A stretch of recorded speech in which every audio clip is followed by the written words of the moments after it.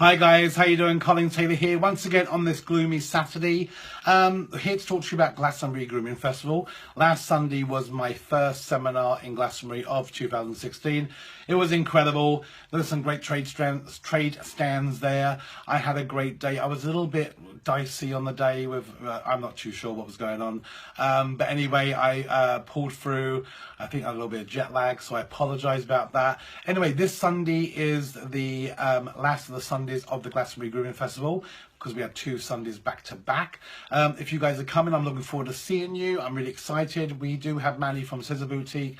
I think we have our Sharpener Mike coming, and also Johnny, which sells his Tutti Frutti or lavender or the Baby Fresh cologne. You can buy it in the gallon there.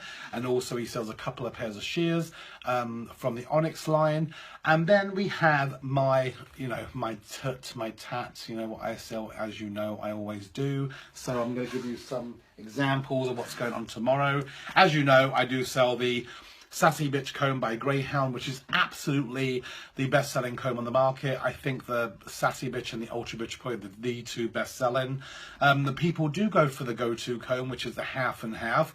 But remember, when you're combing a dog with this comb, you are in fact combing it differently from there to there. Where when you hold the whole Sassy Bitch in your hand, you have that entire comb to work with, which I feel is more important. You do cover more ground. And what makes these combs incredible? Well, you know what? Quite frankly, I can say this. They're all handmade. They all have a lifetime warranty. If anything was to happen, you send a photo to me, I send you a brand new comb. They do come in beautiful colours. The way the teeth actually bite into the comb and the way the comb works with the coat is the most important factor. Because of the finish, because of the way the teeth are made, it bites into the coat and it pulls out beautifully and gently, and normally without causing much fuss. However, if you have a very massive dog, of course it's going to hurt the dog, so make sure that your dog is well prepared, because you're only as good as your prep.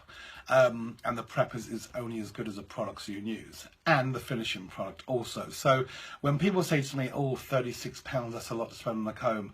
Well, you know what? Actually, in fact, if you're combing every 15 to 20 seconds like you should be, I think £36 is very, very cheap, especially for a comb that will last you forever. And if it doesn't, if you do have a problem, then I will fix it right away, because I do pride myself in the backup service.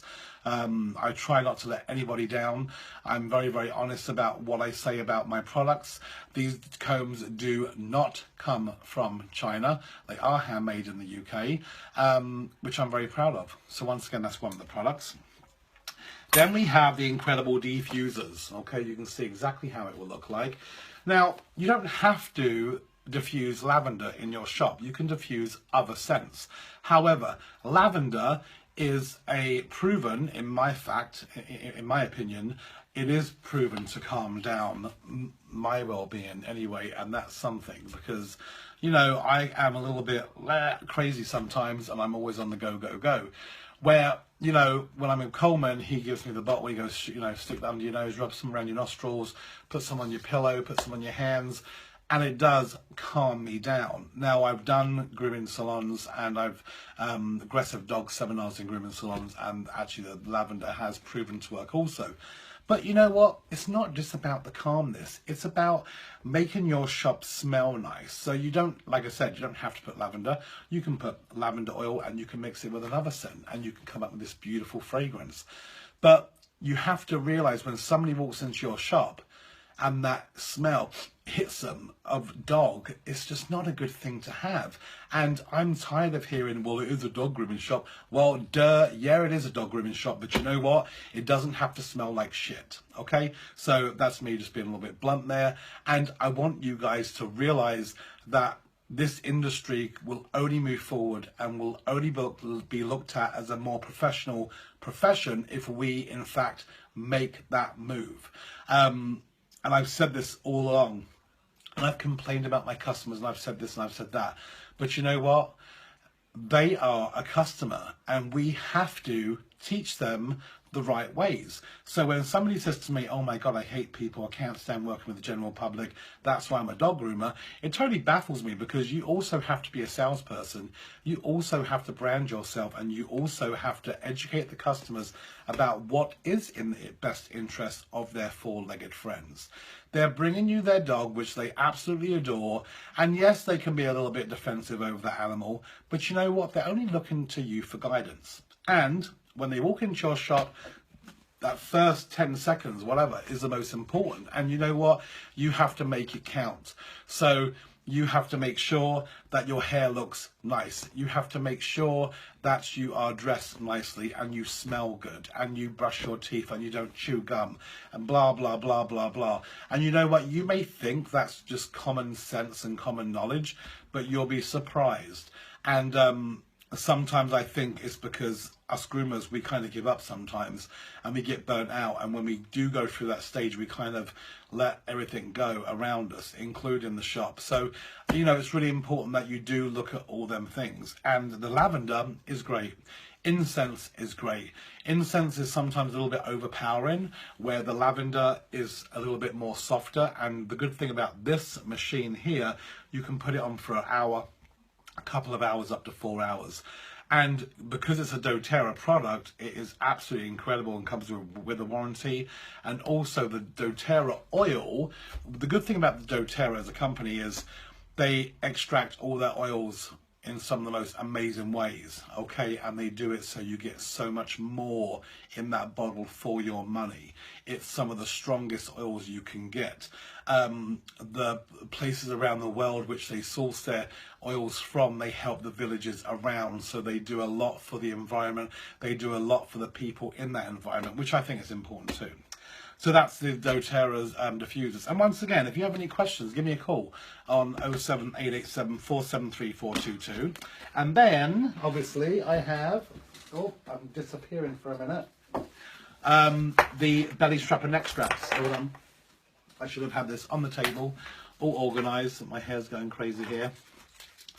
So this is the extension for the table. This is in black, but they come in purple, pink, red, orange, yellow. And then instead of putting your table up and down, you can just, or the H-frame I should say, or the arm, this can go up and down to that. And it saves you a lot of hassle. And then to match, you have your belly strap. Now the belly strap goes up to the table, and then it goes around the dog. And then this side will come up to there, they're depending on the actual size of your dog. So this does fit on most dogs, anything from, I've had these on Newfoundlands. So, you know, and once again, what you have to understand is you are not holding the dog up. When I look on Facebook and I see people, they got these restraints on the dogs and it looks really, really uncomfortable. You know what, I just want to have it underneath the dog. Okay, with about this much gap. So when the dog goes to sit down, they stand right back up, so it's not uncomfortable for the animal. We have to look at that all the time, because you know what, the welfare of the dog is the most important. And what I've seen on Facebook in the last day with people asking people to sign that petition because groomers are literally abusing animals is a really disturbing situation. And we can all complain about the groomer, but I have to look at the big picture and say, you know what, that groomer shouldn't be doing what they're doing. Absolutely not, and they should be charged for what they're doing, because it's absolutely disgusting. But you know what, maybe they're burnt out, maybe they're overworked. There's no excuse, and I know that, but there's a lot of factors. And I would, if I was in that grooming salon, they probably would be pinned up against the wall by myself, because I wouldn't allow that to happen. You know what, we don't groom dogs to fight with dogs. We groom dogs because we enjoy it. It pays our bills. But when you have to fight with an animal, it's just not good. You have to say enough's enough. And that's going to be my next little video coming up pretty soon. So stay tuned. Bye.